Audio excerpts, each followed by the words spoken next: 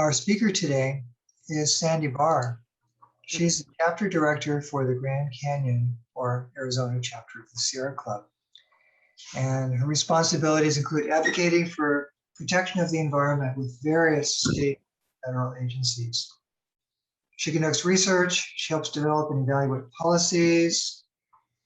Her office conducts grassroots outreach and organizing. They develop priority projects, they get them in action.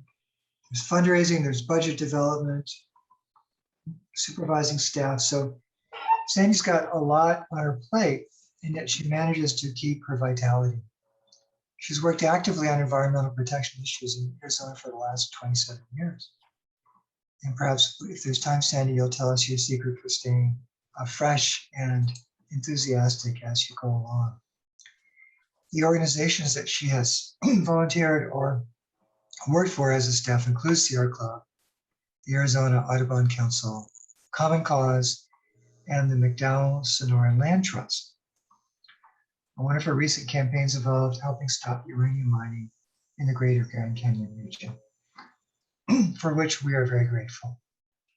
So Sandy, we're looking forward to listening to you. Our ambassadors are, this is our 13th session out of 14, so kind of on the last lap here with you. And we've already been talking about local advocacy. In fact, Kevin Green is organizing some materials via a subgroup of the ambassadors, also via some of our action committees, developing proposals for the city of Tucson's climate action plan. So just as a snapshot of what we're doing right now in terms of advocacy. And do you have a slideshow or anything like that? Yes, I do. So Trace will make you a co-host so you can share the screen. And how do you feel about people interjecting questions versus saving them to the end? I would actually prefer if people just ask them as we go along, because I think it makes for a more interesting presentation. And also, I don't know, sometimes I think when you get to the end, people go, well, I don't really need to ask that. So yeah. So I'm, but I'll take some at the end too. So we can do both. Super. We're good at raising our hands both physically and on the screen. And some folks are quite adept at just slipping something and unmuting and just asking the question. That's okay too. So we've got 3 avenues for asking our questions. And Sandy, if I recall correctly, we were going to stop at about 11 o'clock. I think that's right. Give you a good time? Yeah. Okay, well, thank you. And so good to see everybody here today. Welcome, Sandy Bahr. All right, well, I'll go ahead and share, hopefully. Whoops, there we go.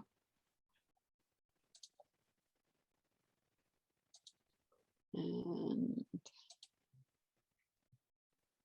all right, can everyone see the slides okay? And can everyone hear me okay? Yes, okay, good.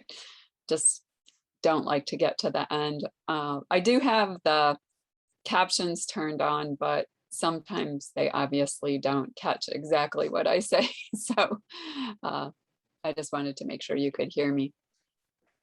So today I'm going to focus on advocacy and specifically volunteer lobbying and advocacy in Arizona government. And thank you for the introduction. I'll just add, I have been doing advocacy work at the Arizona State Legislature since 1995, and then at the Arizona Corporation Commission since the late 90s. So have been doing this for a while and have seen some good times, some not so good times, and some pretty horrific times in those various venues. And we'll talk a little bit more about that. Oh, and I'll just say, because I'm not sure if I can see everyone's hand as the if you do have a question, I encourage you to just hop in, because I may not see your hand raised. So, all right. So let me make sure that it's advancing. There we go. I'll interject one other thing. We can use the chat box as well. I'll keep my eyes on that because I know you can't see that necessarily. Oh, perfect. Thank you. Thank you, Stuart. Okay, so here's what we'll cover today. I'm going to give an overview of the Arizona government, talk a little bit about the Arizona Corporation Commission and engaging there, speaking at the commission, a little bit of a deeper dive on the Arizona legislature, its powers, how a bill becomes a law, and then focus on what you can do to promote positive change at the Arizona Capitol. So first, we'll start with the government overview. Arizona really has 4 branches of government, the usual 3, executive, legislative, and judicial, but we also have a 4th branch called the Corporation Commission. That is an entity that is established in the Constitution. Unlike a lot of people refer to it as an agency, but it isn't. It's not like the Arizona Department of Environmental Quality.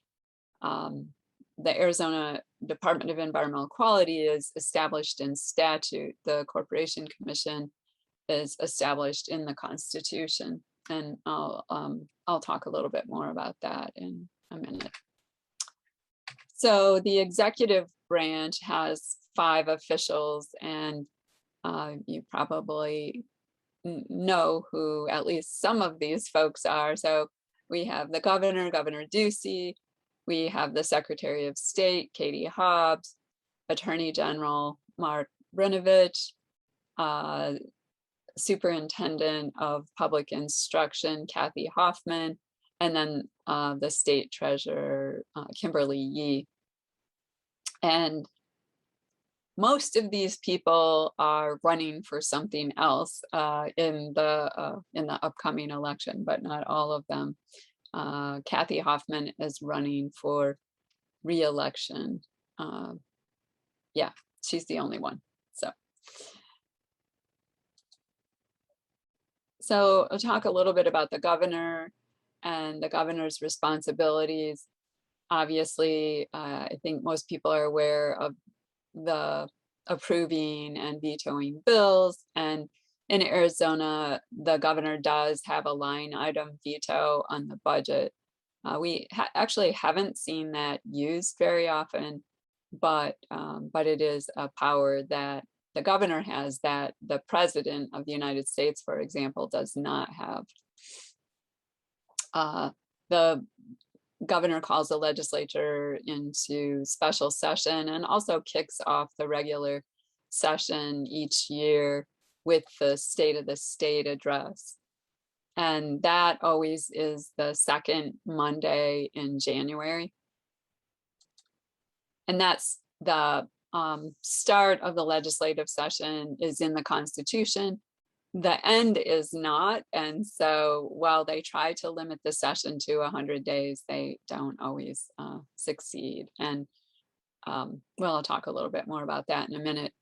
The governor also oversees the state agencies and, makes appointments to those those agencies, most of which have to be confirmed by the Senate, and then also appoints individuals to boards and commissions, such as the Arizona Game and Fish Commission, the Arizona State Parks Board, and many of those actually do require the Senate to concur and agree to those appointments.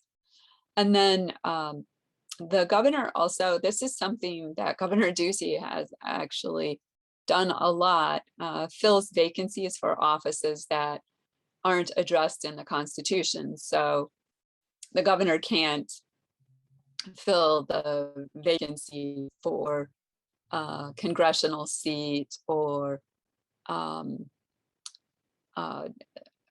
U.S. senator, for example.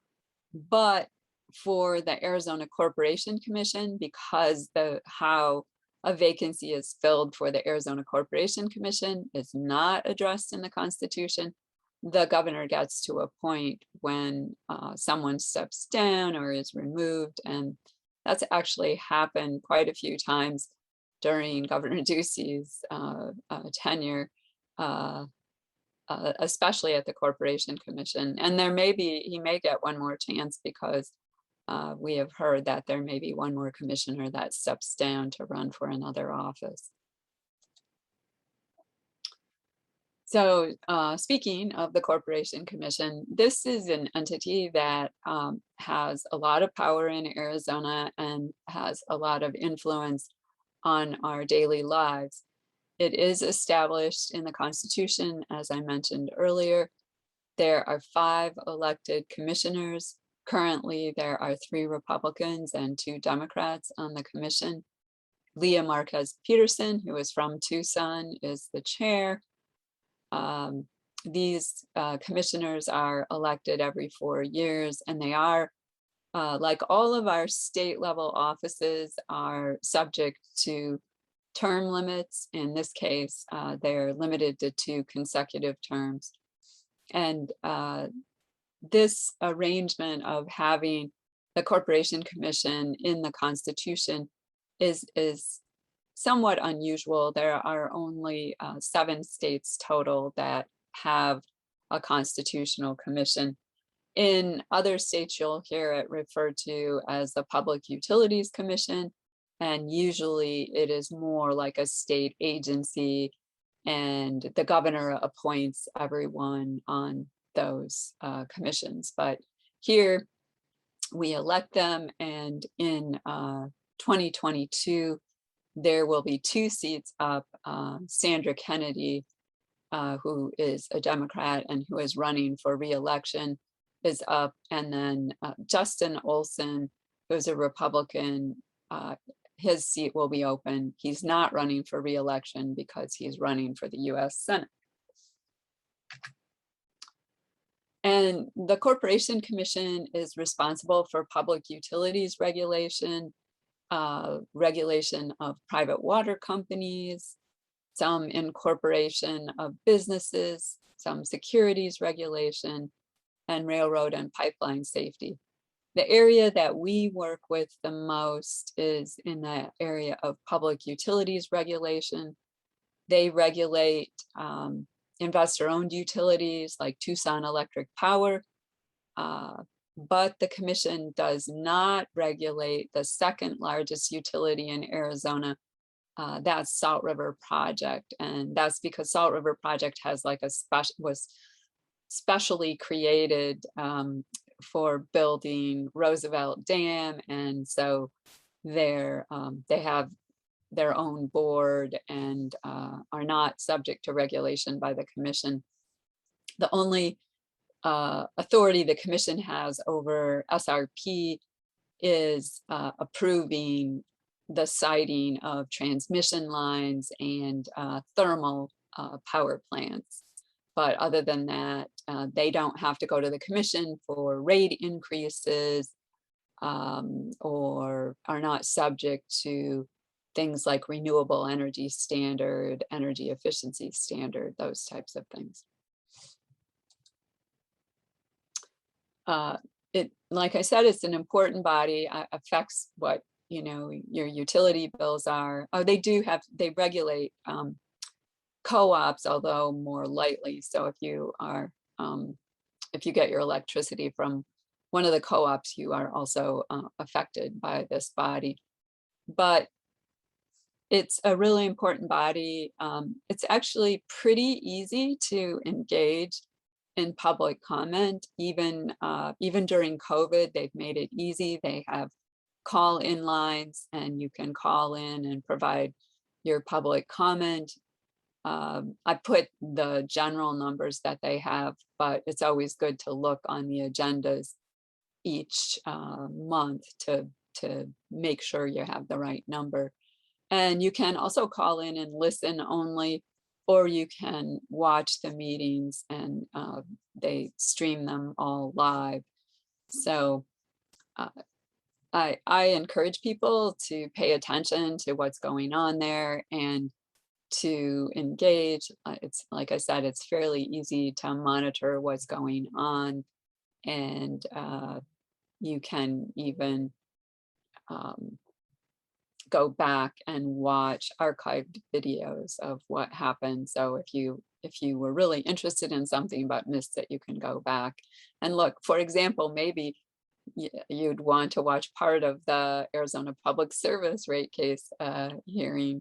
It was particularly interesting because the commission really gave APS a good slap for the way it's been operating over the last few years, and reduce the revenue, the return on equity that they were allowed, and also reduced how much they could recover for some investments in the Four Corners power plant. So it was kind of a big deal.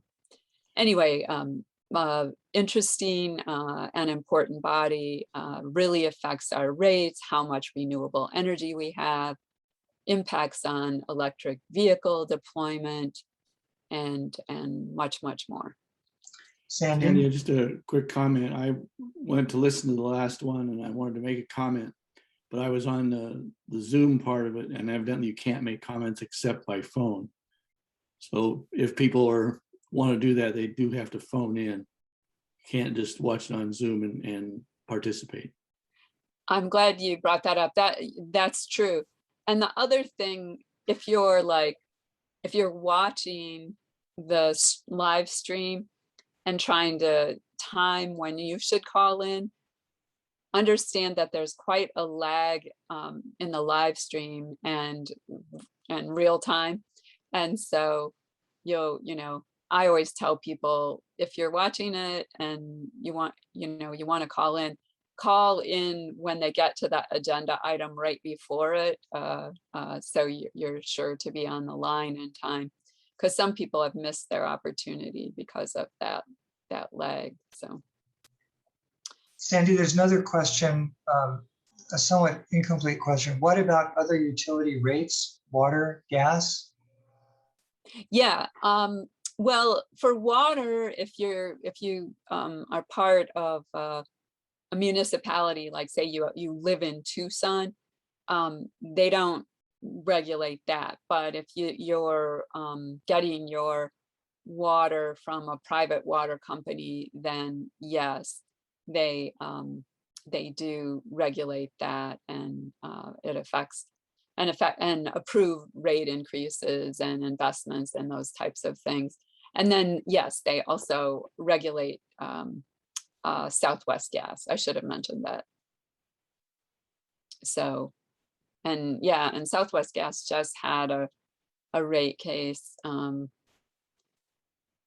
unfortunately, because there were so many other things going on. I don't think any of the advocates really intervened in that case, but I know that's one that we really want to do some work on in the future. There is this area on the website where you can create an account, and you don't have to register as a lobbyist unless you are one. So for me, I have to register as a lobbyist because I advocate on behalf of an organization, on behalf of the Sierra Club. But anyone who's just speaking for themselves doesn't need to. Although if you are speaking on behalf of an organization, it's really very easy to register, and there aren't a bunch of reporting requirements or anything. And it's just so they can keep track of who's trying to influence the commission. Because in recent years there have been some ethical lapses, challenges at the commission. So they want to keep a little bit better track of it. But you can also just create an account for public comment. And I think it makes sense to actually create an account. So then when you provide written public comment, you can attach it. And instead of having to paste something into a form, you can attach something a little bit longer.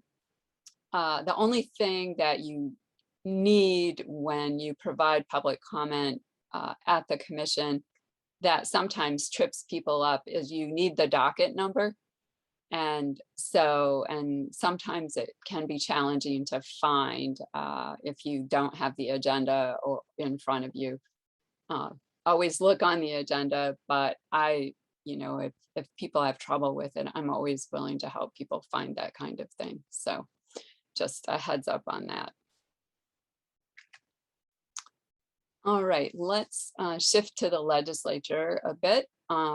So in Arizona, we have 30 legislative districts, and it's a bicameral legislature with the House and Senate. The Republicans have a slight advantage in each house. Really, I mean, one house or Senate seat shifting, and it would be dead even in both of those. So it's very, very close. The map to the right is the current legislative map, which of course you can't see the details on very well, but this is something that is changing right in the process of being changed right now. I'm not going to talk about it today, but just want to make you aware of the fact that there is an independent redistricting commission that is working to draft both the legislative and congressional maps right now. In fact, there's a town hall, a virtual town hall today on it. And there are upcoming opportunities to comment on the legislative districts. And so I would encourage folks to check out, just if you Google Arizona Independent Redistricting Commission, it'll take you right to the site and you can see the maps and how to comment and that type of thing. But they're getting towards the end of the process, so important to comment on those draft maps. All right, So in the legislature, as I mentioned, there's a Republican majority, which means that the Speaker of the House and the Senate President are both Republicans. Rusty Bowers is from Mesa. He's an artist, and he also has been a lobbyist for the Arizona Rock Products Association and done some other activities similar to that. He's termed out in the House, so he will not be Speaker in 2023. So 2022 will be his last session as Speaker. Senate President Karen Fann, many of you may have heard of her because of her involvement in that pushing for that so-called audit. She is in the real estate business from Chino Valley, and she just announced last week, or maybe it was earlier this week, that she will not be seeking re-election. Many had speculated that she was going to run for Congress, but and she has indicated she's not. I think a lot of people are waiting to see how the district lines shake out. But anyway, in 2023, there will be no new leadership, no matter what, even if the party majority stays the same. The Speaker and the Senate President have a lot of power in the Arizona legislature. They control the chambers, who's allowed in and out. They sign all bills and any other acts like resolutions or those types of messages to Congress or agencies. They decide what committees there will be, what standing committees there will be, who serves on them, who chairs them, and they can also remove committee members and chairs. They don't have to have approval to do that.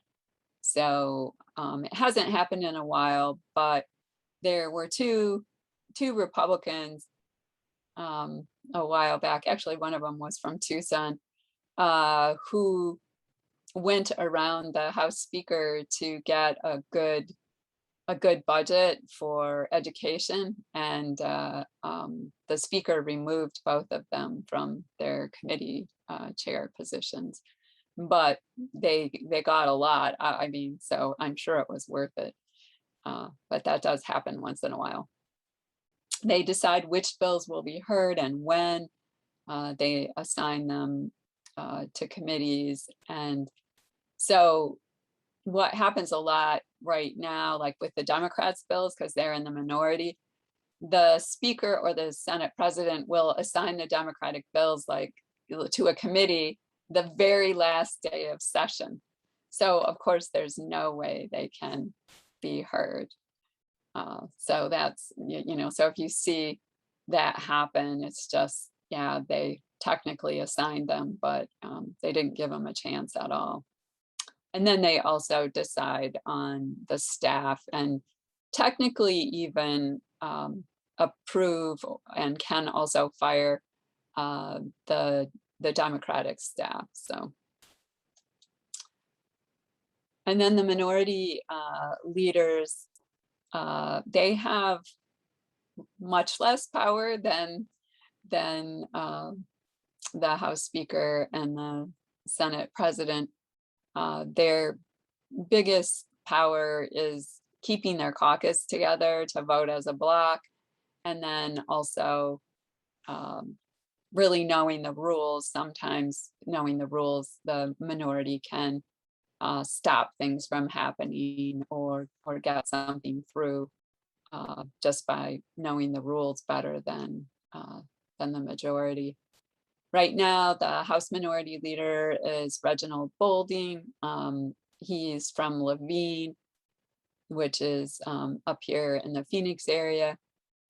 He is running for another office. He's running for Secretary of State, so he will not be back in 2023. It's unclear to me if he's going to stay till the end of the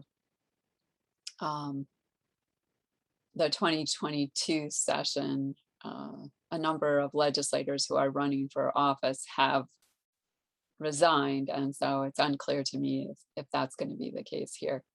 And then the Senate Minority Leader is Rebecca Rios. She's also from District 27, which is kind of unusual that they both are from the same district, and from South Phoenix. And she's planning to return to the legislature in 2023. Obviously, again, some of this is subject to how the district lines are drawn. One other important thing about policymaking in Arizona, and something that allows us basically to go around the legislature, is the citizen initiative and referendum process. Arizona actually has a fairly liberal or progressive constitution when it comes to ballot measures, and allows us to create law. We can create law, we can create constitutional amendments, provided the public passes those. And then we can also use the referendum process to stop laws via a petition and a direct vote. So it's really been an important process in Arizona for advancing things that the legislature wouldn't address, and for stopping some pretty bad legislation as well. It is also consistently and really every session under attack by the legislature. And they have been successful in recent years in passing laws that make it more difficult to put things on the ballot, make it easier for signatures to be challenged, make it more difficult to have petition circulators. They've tried to change other things like, requiring a 2/3 vote for any ballot measure and those types of things. But so far have not been successful with those efforts. I will add that there will be 2 measures on the ballot in 2022 that seek to make the initiative and referendum process more difficult. Sandy, yeah. Before we get too far away from the legislature, there's a question in the chat about who appoints the replacement. So for instance, let's say Reginald Bowling does not come back to the next session.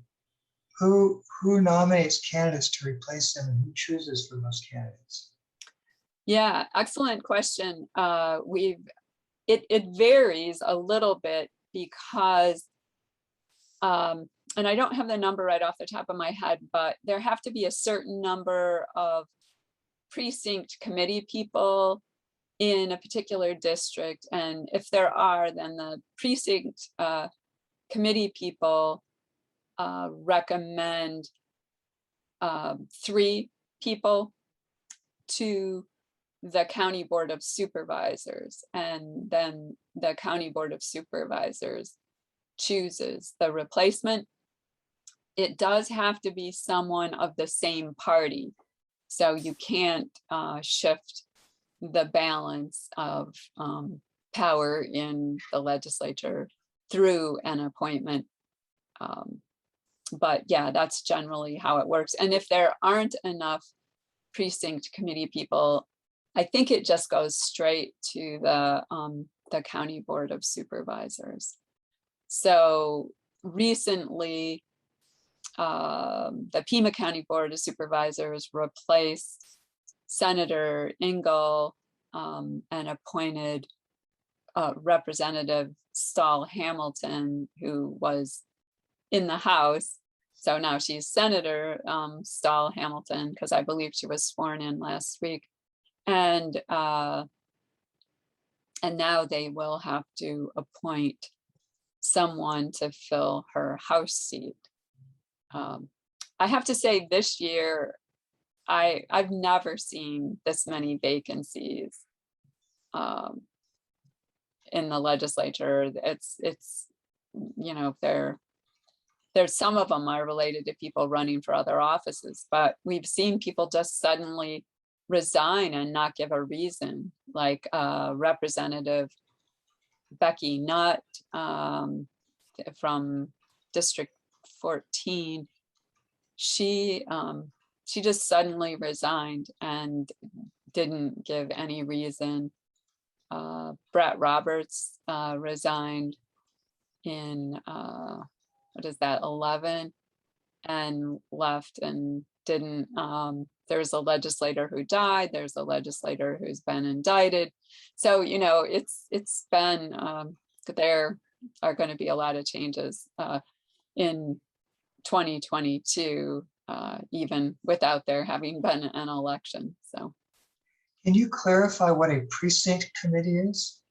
Oh, a precinct committee person, those are people that are elected by their respective parties. They're party officials, but their names actually appear on the ballot in the primaries. So if you were a Democrat, and you requested a Democratic ballot, you would see the names of those folks on the ballot, and they're responsible for organizing their precinct to help elect people from their respective parties.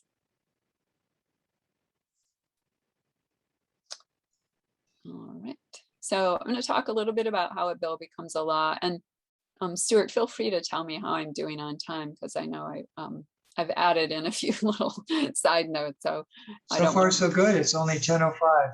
Okay, good. So let's talk a little bit about how a bill becomes a law. The legislature. So every bill has to have at least one sponsor. A lot of times we hear people talk about their bills, like the Chamber of Commerce will say it's their bill, but they can't introduce it directly. They have to have at least one sponsor. You can have, you could have the whole legislature sponsor a bill, or have just one person on it. There is a prime sponsor, and that's usually the person who kind of controls the bill, if you will, and will get credit for it if it passes. Bills can be introduced in either house of the legislature, including budget bills. You know, it's not like Congress where they, you know, have to originate in the House. Bills can be introduced in either the House or Senate. And in fact, you can introduce the exact same bill in both houses.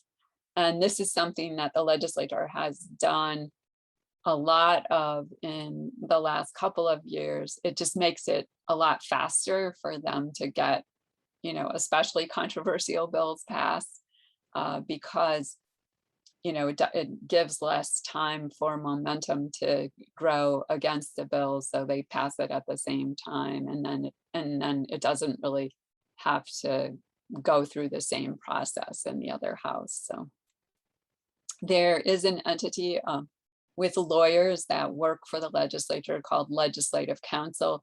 They draft the bills, make sure they're in the proper form, and they also help with drafting amendments. Most bills do still come from lobbyists. Legislators also get bills from model legislation. There can be good model legislation, or there can be what I would consider very bad public policy model legislation that comes from the American Legislative Exchange Council, or ALEC. And that's an entity that is funded by industry, coal, oil, gas. And over the years, you know, the chemical entity companies, and over the years, they have had some very bad model legislation that our legislators have picked up. And sadly, a number of those bills have become law. So they also get legislation there.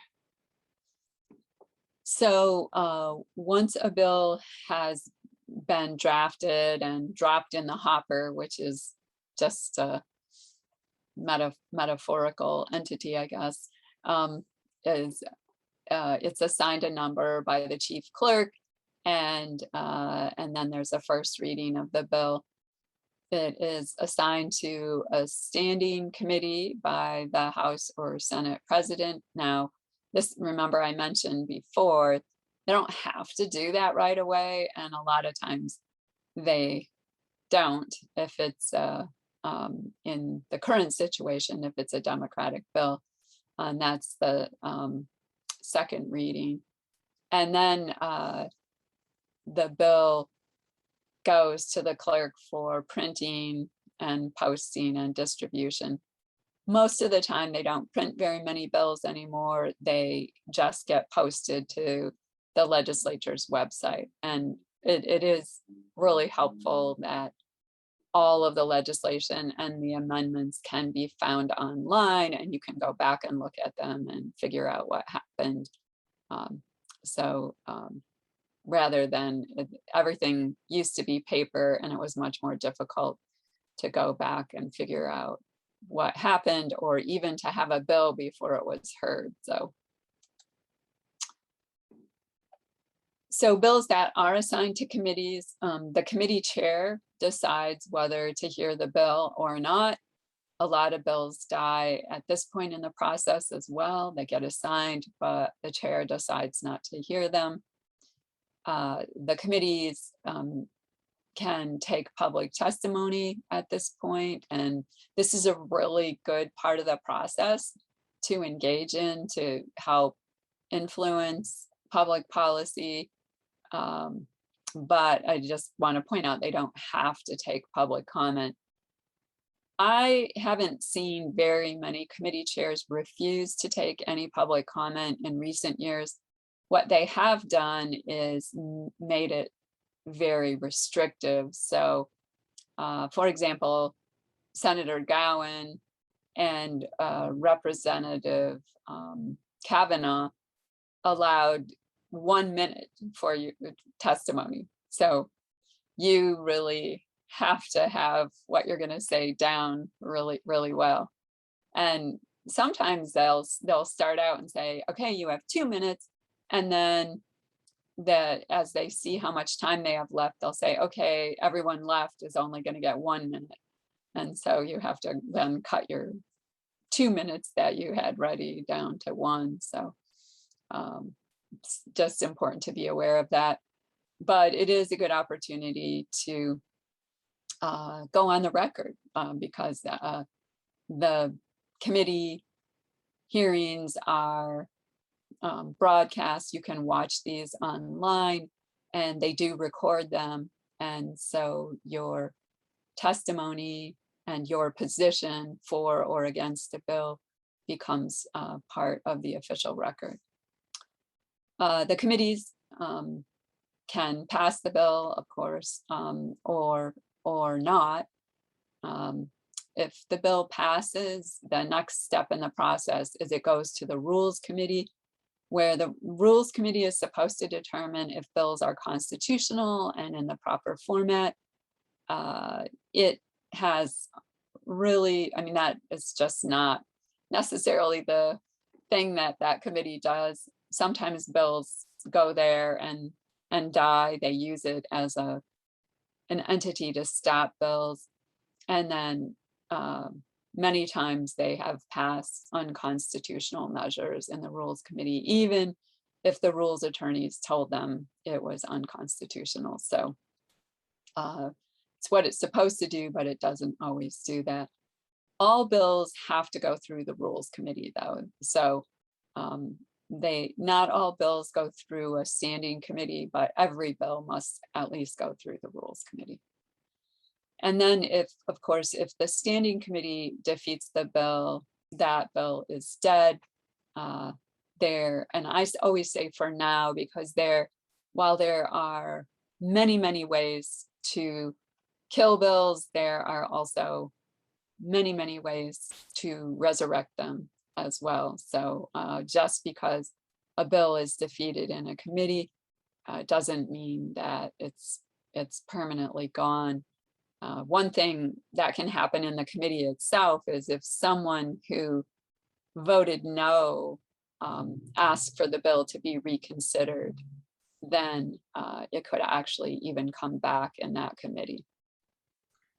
Is the standing committee the committee that did the second read?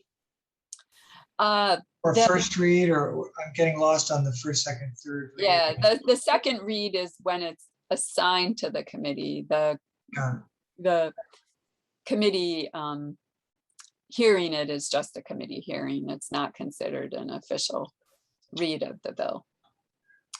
And the standing committees, I should have said, too, usually are related to the subject matter in the bill. So you'll have natural resources, energy, and water committee. That's where a lot of the environmental bills go. There's a land and rural affairs committee, land, agriculture, and rural affairs committee. There is commerce. There is appropriations. So any bill that has money on it is supposed to go through appropriations. There's education. Sometimes they will even split education into, K through 12 and higher ed. They'll have two committees. So that what the committees are, how many there are, that is determined by the House Speaker and Senate President. And a lot of times if you see a proliferation of committees, it is the House Speaker or Senate President trying to reward the people who voted for them for those positions. And so they may have to create a new committee to make sure that they can reward everybody who supported them. So have you mentioned the committee of the whole yet? No, we're not there yet. Oh, okay. So far we've had the clerk assigning a number in a first read, the committee to which it's assigned, they decide whether or not to hear it. If they do, and they pass it, it goes to Rules Committee. And then the Rules Committee says, okay, then, is that where we are now? Yeah, except I'm gonna take a little pause and just talk a little bit more about the standing committee on here. Because as I said before, this part of the process is a really important part of the process for the public. The nice thing in Arizona is you don't have to be invited to testify before a committee. You can sign up. There's this request to speak system that I will talk a little bit more about later, but you can sign up to speak. You can do it the very day of a committee hearing and walk in and provide testimony. This last year we did it virtually, and there were a couple more steps, but it's a pretty open in a lot of ways. There's also, I always encourage people to, try to get there early or make appointments ahead of time with people on the committees to talk to the members on the committee ahead of time. You can send in written comments to the committee, and then of course, like I said, deliver testimony. So this is a really important part of the process. This hearing was on an elections bill, and that is, I don't know if people know her, but that's Rivco Knox. She's for many years represented the League of Women Voters at the Capitol, and so is a really strong advocate for democracy. Yeah, and I like to show these photos so people have a little idea of what it looks like when you go in there, because I know with our interns and others, sometimes it looks a little bit intimidating. So as people get familiar with things, that I think they're less intimidating. Sandy, I noticed a comment that bills can also go to more than one committee before they go to the whole House. Yes, and in fact, bills that have money on them usually go to, say it's a water bill that has an appropriations on it. It would go to the Natural Resources, Energy and Water Committee and the Appropriations Committee. Sometimes though, you'll see a bill assigned to 3 committees, that, 3 or even maybe 4, but they usually don't go beyond 3. 3 committees is just a way of killing a bill. It's just like waiting until the last day to assign a bill. And the reason is there's not enough time for a bill to get through all of those committees, because you can't do the committees at the same time. There's like the prime committee where the bill has to go through first, and then it would go through the next one. So they go through sequentially, and there's just not enough time to get it through the process. So if you see a bill that's been assigned to 3 committees, you can safely assume that that bill is not going to move through the process. But yeah, that's a good point. Thanks for bringing that up. All right, so the other thing I wanted to point out about, and this is something else that happens in committees and not on the floor, is a strike everything amendment. So these committees, they hear the bills, they adopt amendments on the bills, and they pass it out, and of the committee. They can also take and change a bill entirely with an amendment in committee. And so sometimes you'll see bills that are called technical corrections bills, and they really don't do anything, like they'll change one word. Those bills are merely vehicles for strike everything amendments, where they come in and they remove all the language for the bill and replace it with a brand new bill. And so if you see S/E and a new title, that means they're planning to do a strike everything. And then sometimes after it's been adopted, you'll see now a brand new title. And so maybe it was an education bill and now it's an environmental bill. Very confusing for the public, and really a lot of times a tool to get controversial legislation through. We this last session, we saw it used a number of times with some very bad bills. One of them was Senate Bill 1156, and this was a bill that the American Chemistry Council was pushing. And the last day for hearing bills in the Senate, they struck that bill to exempt plastic facilities from solid waste regulation. And so it was a pretty bad bill, but something, so it's done as a striker. It comes up,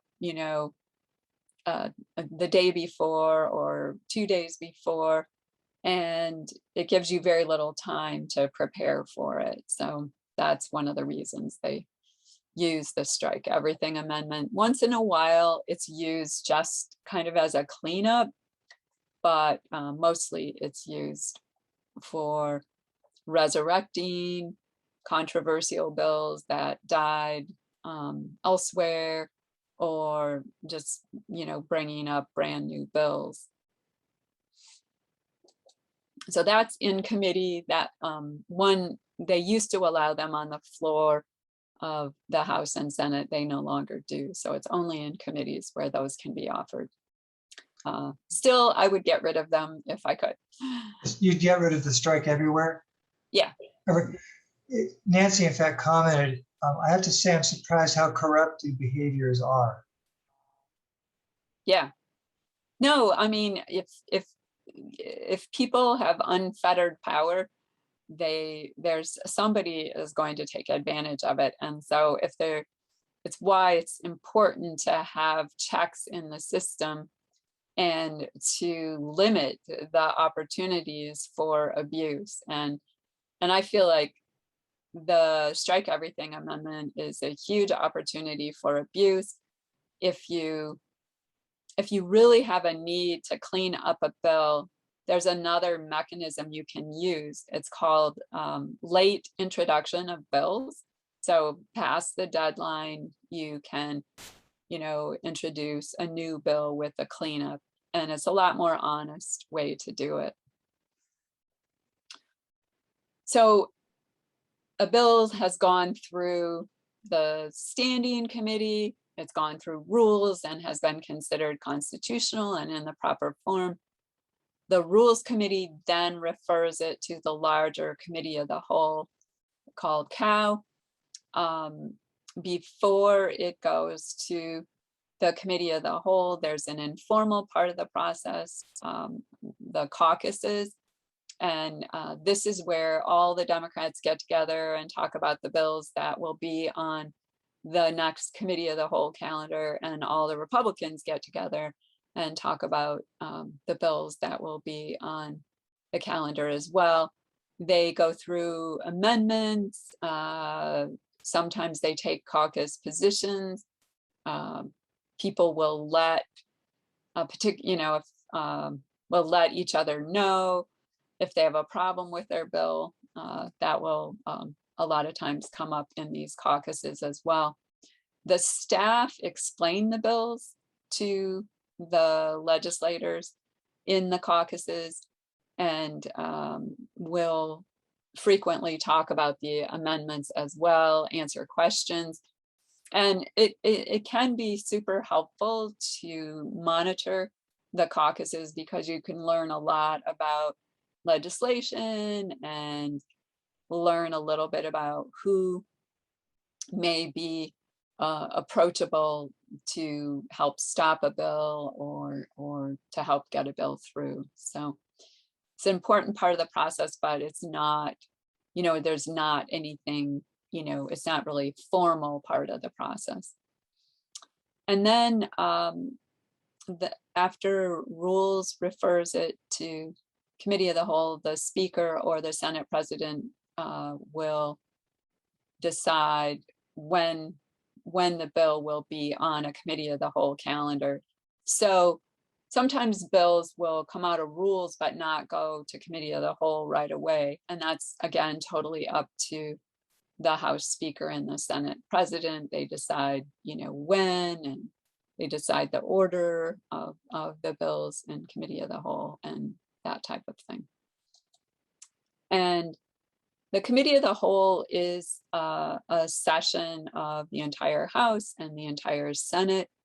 It's where they do all the debate, where they ask questions, where amendments are offered, including those committee amendments that were already passed. Those also have to be adopted in committee of the whole.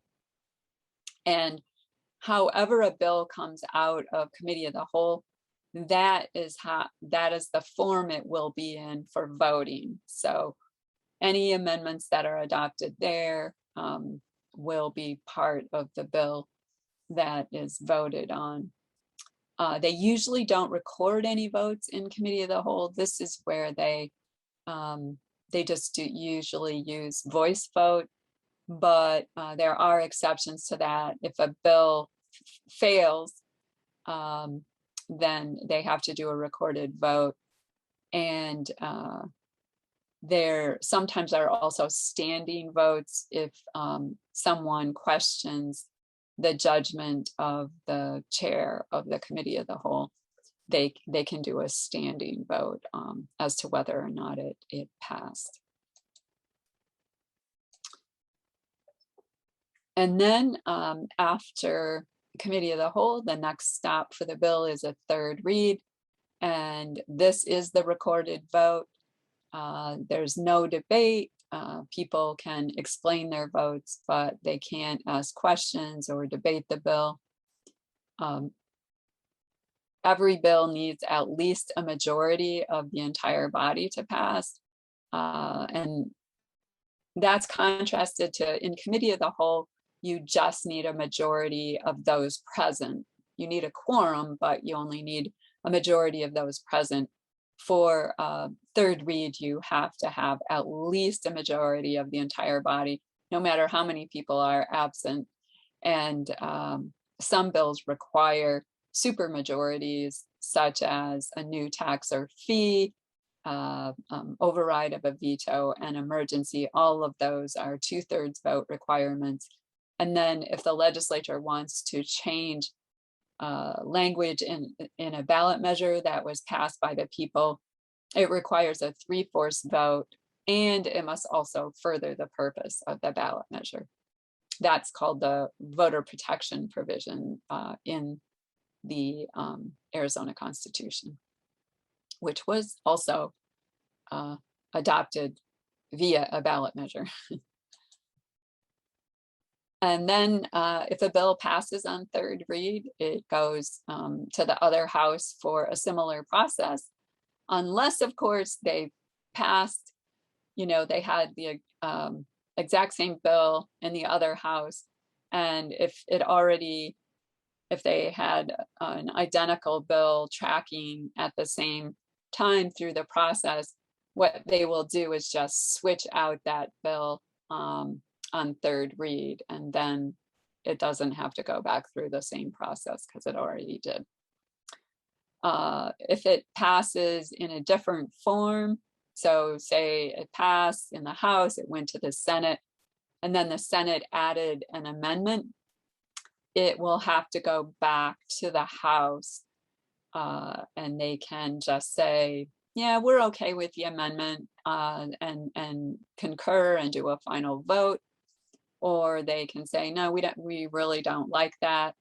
They refuse, and then it goes to conference committee.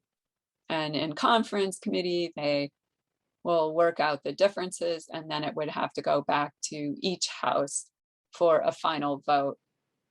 There are a lot of rules that the legislature can change. It really does, set many of its own rules, but this is one that they can't. A bill does have to pass in the same form in each house. So that is something they can't mess with. And then the bill, if it passes both houses in the same form, it goes to the governor for a signature, a veto, or the governor can allow a bill to become law without his or her signature. The Arizona does not have a pocket veto. Some places have that, where if they don't act, it dies. If the governor doesn't act, it just becomes law without their signature. So, all right, that is how a bill becomes a law. And I can, I don't think I sent resources ahead of time, but I can send some links and some resources on that. I'll quickly kind of run through some of the key issues to look at for either passing or defeating a bill in the legislature. And one of the first things to do if you're looking at wanting to change public policy is to ask, do you really need a bill? Because it's obviously not an easy thing to do. And it may be that what you're wanting to do can be accomplished through a rule change or some other mechanism. And so I always think that it's important to ask. I've actually had people approach us with wanting to get a bill through and then telling them, look, that's already in place in Arizona. It's just not being implemented very well. So that's something to look at as well. Like, what is the existing law? Do we already have a program, but maybe the Department of Environmental Quality is not implementing it because they didn't have the funds and didn't ask for the funds? We saw that happen with some of the water quality programs. This year, there was a performance audit for the Arizona Department of Environmental Quality, and they just weren't doing a program for pesticide monitoring in groundwater. It's a safe drinking water issue. They just had never done it and hadn't asked for the funding for it, and were totally out of compliance with what the law said. So that's something else to pay attention to. You want to start early if you're going to try and get a bill passed. It's harder to start early with defeating a bill because sometimes you don't know what they're going to try and do. You want to really do your homework on the issue in addition to the things I already talked about. You might want to look and see what other states have done on an issue, how it's been implemented, how much it costs, who the opposition was, and those types of things that can help you prepare for getting a bill through. You want to try to find a credible sponsor for getting a bill passed. I have to say right now, it generally means trying to find a Republican to run the bill. There are a few Democratic bills that get through, but in the area I work, not very many. So finding, if you can, find a Republican sponsor, you can always have, a Democrat as a co-sponsor as well. It's great to have bipartisan legislation if you can get it, but that has not really been the case with this legislature. You want to look at if there are any costs associated with the measure that you're looking at. And this can help with both defeating and passing bills. So again, looking at what other states have done or talking to the agency that would implement the program, you can get a better idea of what the costs associated with it might be. And there was a particularly bad bill this last session that we were working to defeat, and it did end up having a fiscal note on it, and it did cost a lot. And luckily, it did not pass. And fiscal note comes from the Joint Legislative Budget Committee, and they look at, what the cost will be to the general fund. They don't look at, well, what would it cost a city or a town or other entities. They just look at what is the impact to the general fund.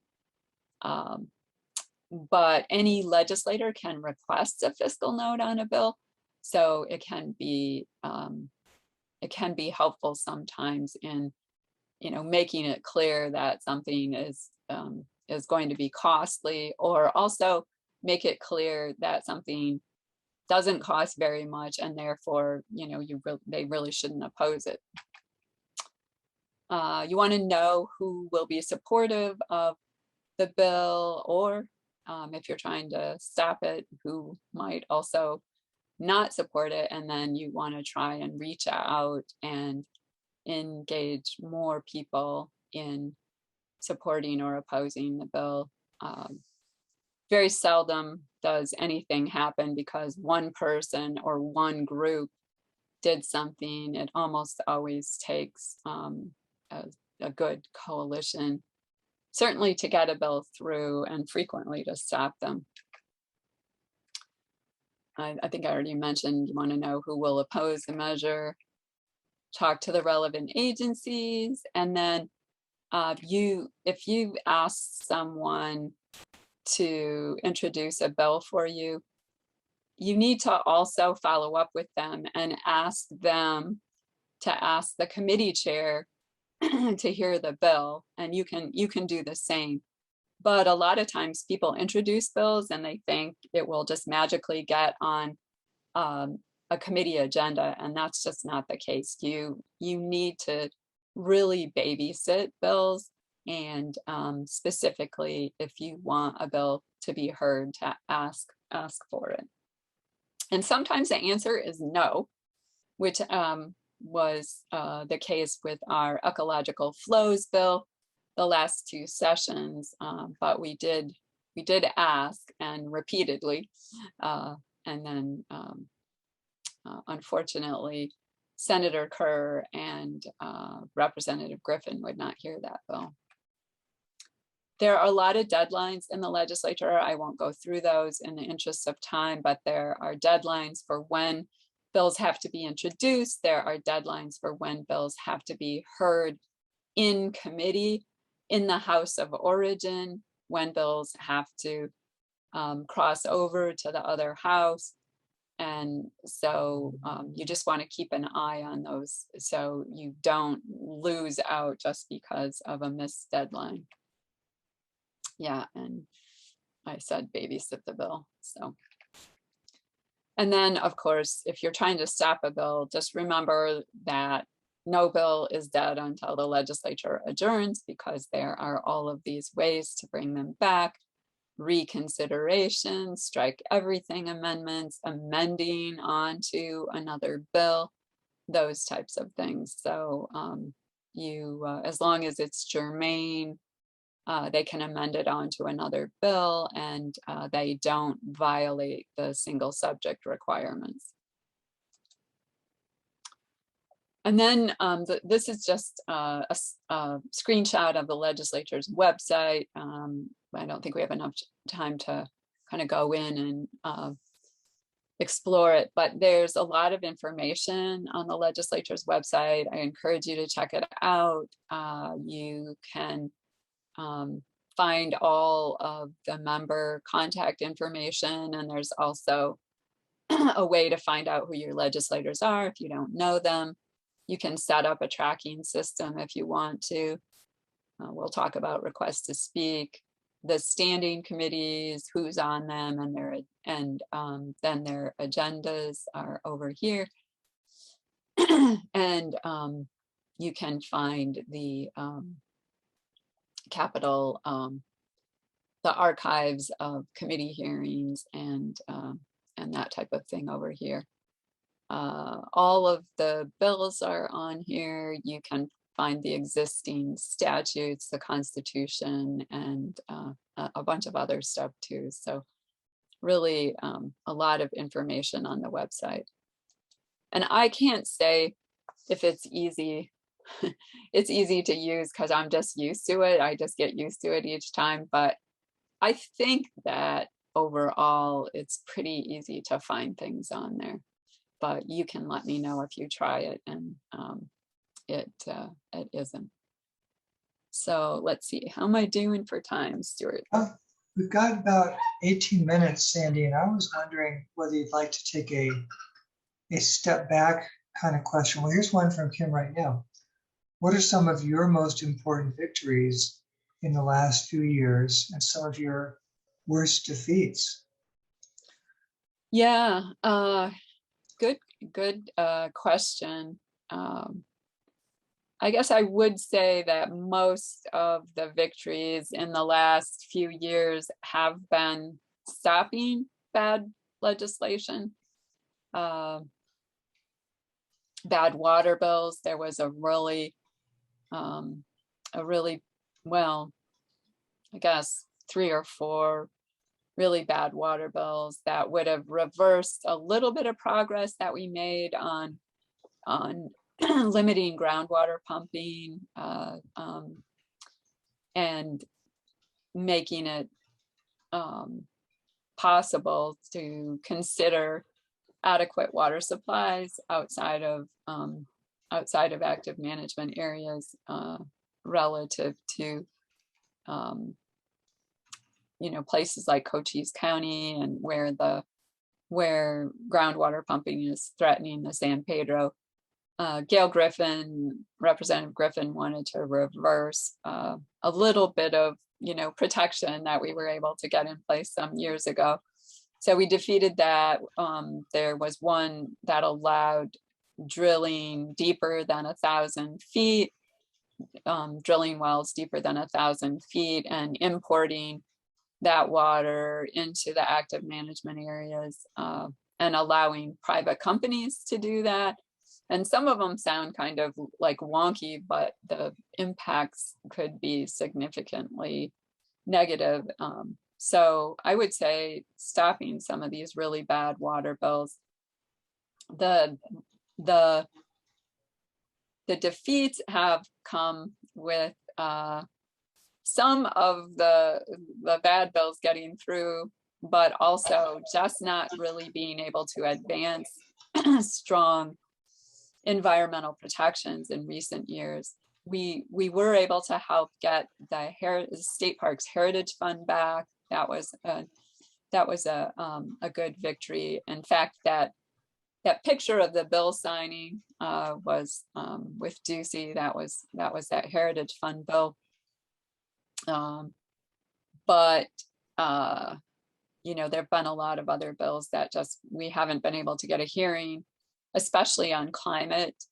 The legislature has been really turned a deaf ear, they're buried their head in the sand, I guess is a better saying for that, to allowing to doing anything on climate. And so like we tried to get climate resiliency planning and just really even acknowledgement of the issue, and has not worked very well. We tried to reverse some prohibitions relative to climate planning. There in law, there's language that says the Department of Environmental Quality can't do anything to reduce greenhouse gas emissions unless expressly authorized by the legislature. So that was a big defeat when that one got passed under Jan Brewer. But we've tried to rescind it and haven't had much luck with that. This last session was really one of the most challenging that I can remember. And the things that concerned me the most about it were the attacks on democracy. We probably spent as much time on the attacks on, or voter suppression bills and attacks on ballot measures as we did on, the specifically environmental bills, because there just were so many.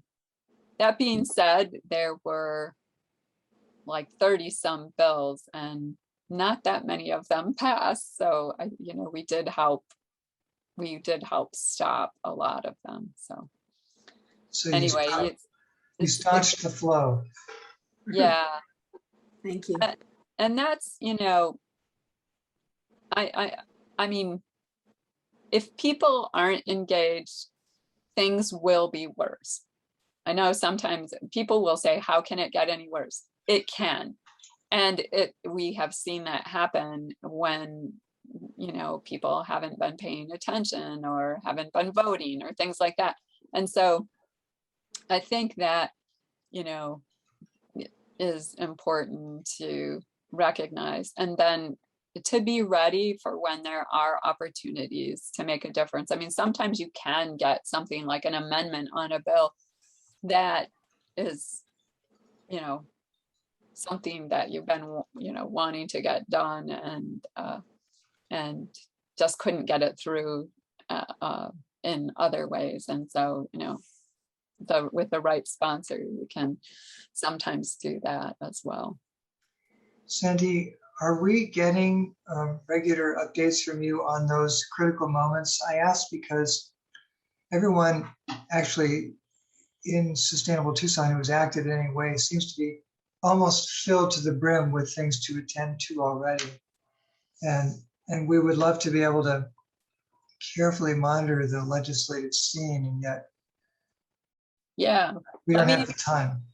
Yeah, let me move forward with these slides real quick and I'll get to that. So obviously, a way you can make a difference is to come to the Capitol. I know if you're in Tucson, it's a little bit of a drive, but always encourage that. These photos are all pre-COVID. I encourage people to, if you come to the Capitol, to come masked up, because there are certain legislators who don't wear masks and such. So, but come up and engage with legislators, or do it in your district. You can do that as well. Here are just a few tips on meeting with legislators. And whether you're meeting with them in the district or coming to the Capitol, you want to make an appointment with them, be honest, tell your story, tell them why you care. This is something that I feel like I still have to really pay attention to. I tend to get caught up with, numbers and, facts, and really it's just important to tell your story, why you care. I have a few facts and numbers as well, but and then always important to thank them as well. And I have a whole list of these, but I can also share these slides with you all if it's helpful. So yes, I sent them your volunteer lobbying tips. Okay, good. And then these are really more the opposite of the do's, but don't be angry, hostile. You don't want to lose credibility. I always feel like one of the best pieces of advice that I can give to people, and I do this a lot with our interns because they usually testify on at least one bill, and that is, yeah, don't be afraid to say, I don't know the answer to a question. Because sometimes legislators will ask you questions that just aren't fair. And none of us can know everything about everything. And you don't have to be an expert to care about issues and to share that. So if you get asked a question, don't try to make up an answer. Just say, I don't know. And you can always get back to them. You can do a little research and get back to them. And then I encourage people to not put anything on social media that you would not say directly to an elected official. I think sometimes social media can be like how people are in their cars with road rage. And so I think it's great to be critical and to tag them and, but don't put anything out there that you wouldn't actually say to them. That is advice you'll see in Zen handbooks, how to live a peaceful and tranquil life. Don't say anything in private that you wouldn't say in public. Yeah, exactly. Don't want to lose. I'm sorry to interrupt you, Sandy, but Trace asked if you wanted to comment on the bipartisan infrastructure bill. His concern is that he reads it as providing money for more roads and mostly that, and wondering if there's anything you'd like to comment or recommend on that.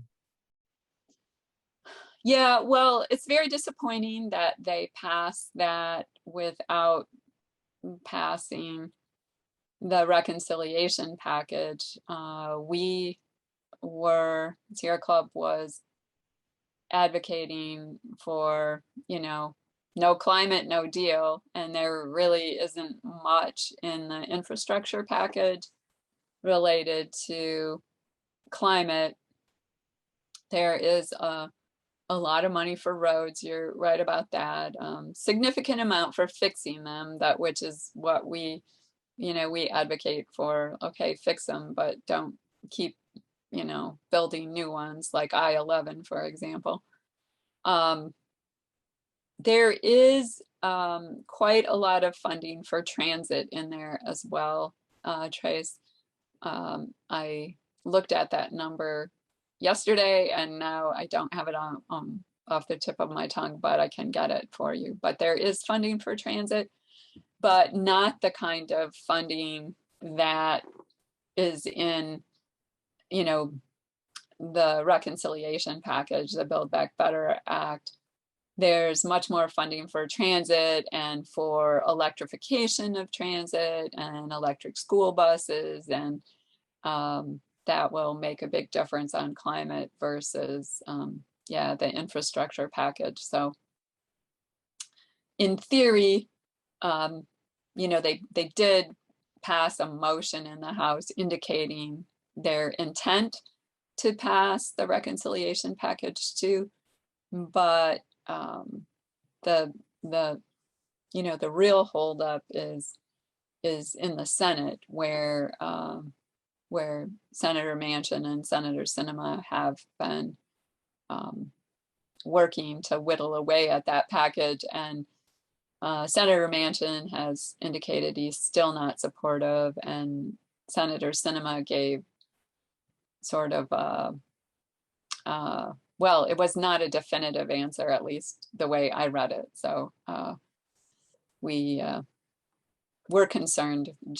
A big part of our concern is the timing on that. So, and just so everyone knows, I think you probably do, but those bills are in the U.S. Congress, not the Arizona legislature. One other thing you can do is participate in lobby days. We are going to have an in-person lobby day on February 9th. will be outside, mostly with lobby visits inside and outside. So again, we'll be requiring everyone to wear masks inside and stuff like that. But if you want to participate but don't want to actually come to the Capitol, we are going to be live streaming some of the speakers and events. So there will be a way to participate that way. And then we are going to try and get some of the legislators to do Zoom visits with constituents that weren't able to come into the Capitol. So anyway, it's usually real fun, and encourage you to participate if you can. And then here is I'm sorry, do we need a representative to sort of be in conversation with you about this, or will we just receive an invitation?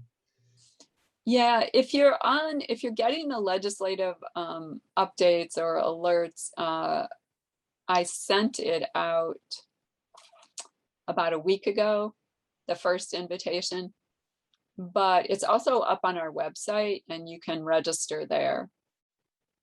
And we do ask everyone to register, because what we do is we put people in teams to meet with their own legislators. We have a team leader for each team to kind of help facilitate the meetings with the legislators and that type of thing.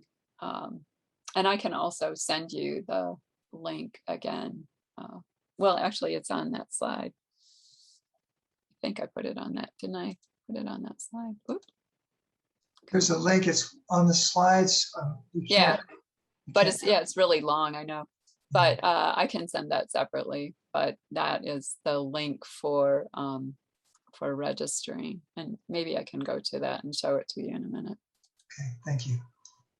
And then I just wanted to mention during the session, we send out weekly legislative updates. They highlight what's coming up that week in committee. They a lot of times will have a button to take action on a specific bill. If all you have time to do is send a quick email to your legislators, we encourage you to do that. We tell you which bills to sign in on, request to speak, and to oppose or support. And then, of course, if you have the information on what's coming up in the committee hearings, so you can make plans to watch them or actually come and speak at the committee hearings. And then I mentioned a couple of times the request to speak system, and there's like a whole civic engagement beyond voting has a whole session on training on request to speak, but I just always like to mention it because it's a nice tool. You can create an account on the legislature's website,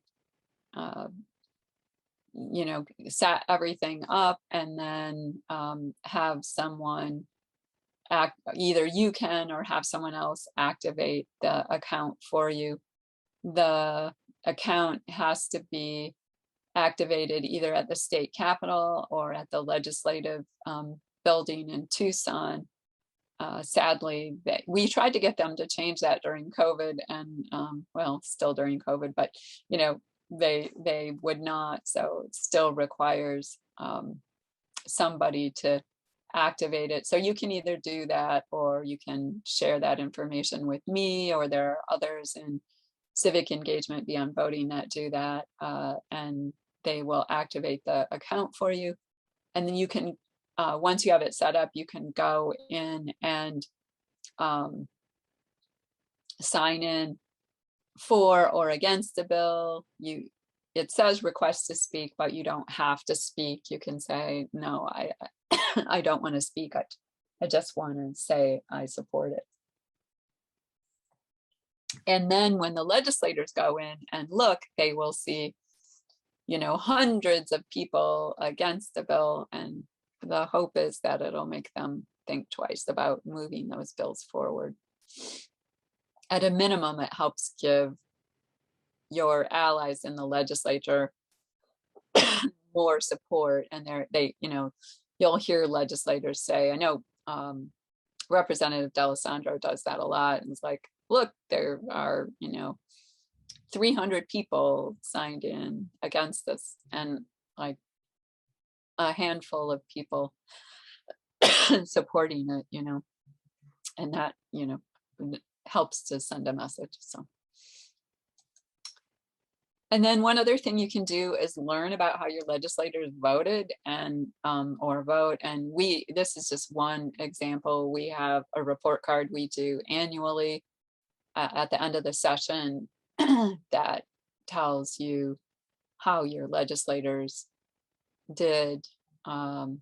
We have a spreadsheet that goes along with it that you can see what bills we scored, what points we used, and there's also a narrative on the bills. Again, you can find this on the website, and also you can find report cards. I think we have back to like 2012 on there. We have them going back to 1994, I think, 94, 95. But not all of them are on the website.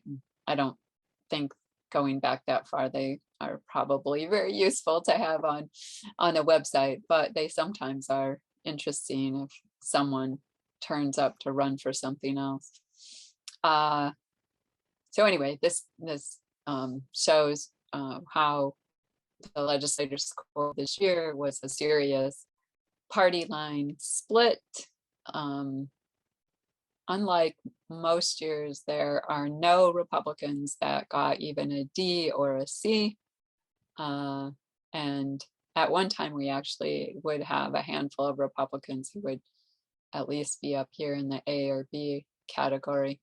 So very much a partisan split. And if you look at all the bills that we graded on, there were a lot of 31, 29, 16, 14 votes, like right down party lines. Was probably one of the worst years for that. There's a few online resources where you can find the report card. We have a tracker. If you want to see what the updates look like before you sign up for them, you can find those on the website as well. This is very busy, but it gives you all the links and such. And yeah, I think that was what I had. So encourage you to join us either at the legislature or the Corporation Commission or with a number of state agencies to speak up. And yeah, I can take any other questions that you might have. Thank you, Sandy. Trey's comments on the request to speak, or RTS, also has a place where you can actually comment on the bill. Mm-hmm. And he's found that very helpful. Yeah, you can make a short comment. It doesn't give you too much space, but you're right. And I will, what I'll add to that is, I know some people have inserted comments, and legislators will actually read those in the committee hearing. So that can be helpful, for the legislators. And so you never know, your comments could be read by legislators in the committee. So again, always good to only put in there what you would want to be read out loud in a committee. Don't say what you wouldn't like to appear on the front page of the newspaper. Right. I mean, some people get very frustrated and send messages that, I wouldn't send and wouldn't recommend sending, but I do understand the level of frustration. So it's always good to, take a breath and think about it for a minute. Yes, and we had a session with Bonnie Colby, who you might know, who was reminding us about the importance of things like deep breathing and just paying attention to the world around you, so that you keep tuning your nervous system to a a more pleasant state of function. Yeah, definitely. And we're really at the closing time. I'm not sure what to do. Trace, do you want to just plant the seed of your question? Let's find out if we've got time for that. It was actually for me. Sandy mentioned monitoring the caucuses to learn about legislation and the positions, and I was just wondering how you would monitor the caucuses. Are those meetings online to watch as well? Yeah, well, they are in the House. An excellent question again. Both the Republican and the Democratic caucus in the House are you can monitor them, and how you do that is you look and you see what hearing room they're in and what time they're meeting, and you can go in and click on the hearing room and it will come up as a live stream. The Republicans always meet in House Hearing Room 1, and the Democrats always meet in House Hearing Room 2 to make it easy. In the Senate, we have been pushing them, and especially like, last year we weren't able to go into the Senate at all for a while, nor would I have wanted to. But they did not make the caucuses available online. And at first, actually, not the Rules Committee either. So we need to continue to push the Senate on that, because you cannot, the only way you can monitor the Senate caucuses is to be there in person. Okay, good, thank you. And I really want to encourage everyone, if you're not already signed up for RTS, to do so. It is a really important way to both follow bills on any of the issues that you might be concerned about. Even if Sandy signs you up, you can still comment on things other than environmental bills. You can do it only when a bill is in committee, but it is a really valuable tool, and I strongly encourage people to sign up. Actually, Paula, I should show you this, but I just found this out last year. There is a way to register your support or opposition after a bill comes out of committee. So.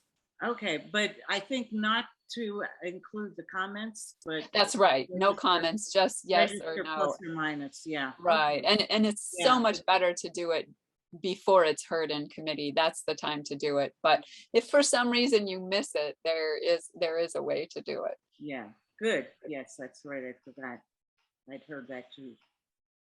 Thanks for getting that information, Paula, and thank you, Sandy, for giving so much of that. I think there were so many URLs that you had in your slideshow. If there's a way if you've got those on a separate document, that could be very handy for anyone who would like to make reference. I see a few nods on that. Okay. If that's not too much work for you, I'd love to send that to everybody at your convenience. Yeah, that's not a problem. I can just pull them off there and send them as a separate PDF. Okay. We so appreciate what you do. As Tori said, this is very interesting just to find out how it all works. And you clearly have a great familiarity with all of the steps. And again, your ability to stay even-minded is a great model for all of us. We really appreciate both your stance and your action.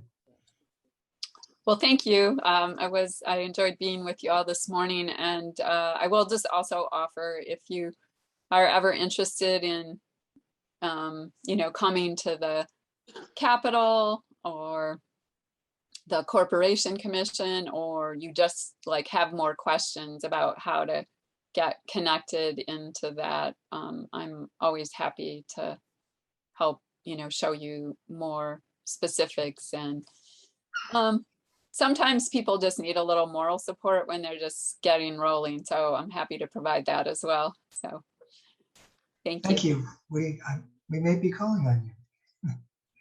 All And, right. and we, of course, are a support group for each other as well. Let us know how we can assist your projects.